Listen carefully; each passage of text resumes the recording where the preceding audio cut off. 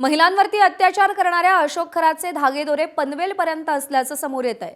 पनवेलमधील शिरढोण गावात 1 एकर 12 गुंठे जागा अशोक खरातनं आपल्या मुलीच्या नावावर खरेदी केल्याचं समजतंय।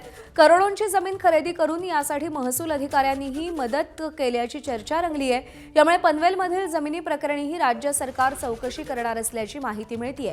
आढावा घेतलाय आमच्या प्रतिनिधींनी, पाहूया।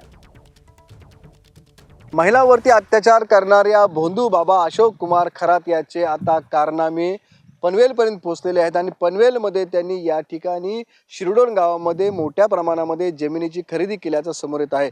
मी सध्या त्या जमिनीवरती तुम्ही पाहता की शिरढोण गावातली ही जमीन आहे आणि 1 एकर 12 गुंठ अशा प्रकारची ही जमीन आहे। ती अशोक खरात यांनी घेतलेली होती आणि त्यांनी ही संपूर्ण जमीन आहे ती आपल्या मुलीच्या नावावरती केलेली होती आणि या जमिनीमध्ये आता काही महसूल अधिकाऱ्यांनी सुद्धा या खरातला आहे ते मदत केली असल्याचं सांगितलं जात आहे।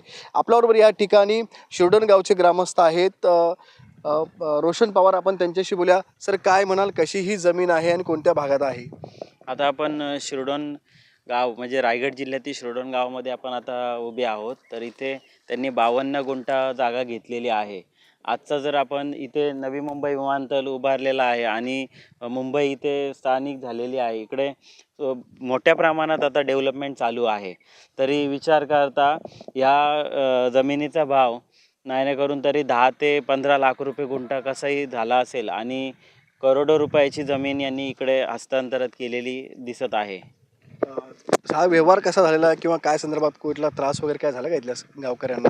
नाही, अजूनपर्यंत असं काही कानावरती आलेलं नाही आहे। काही महिन्यापूर्वी हा व्यवहार झालेला आहे।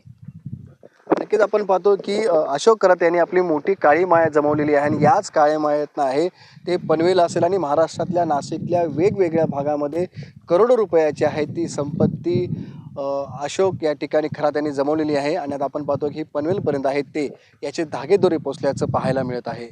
विनायक पाटील, एबीपी माझा, पनवेल, नवी मुंबई। एबीपी माझा, उघडा डोळे बघा नीट।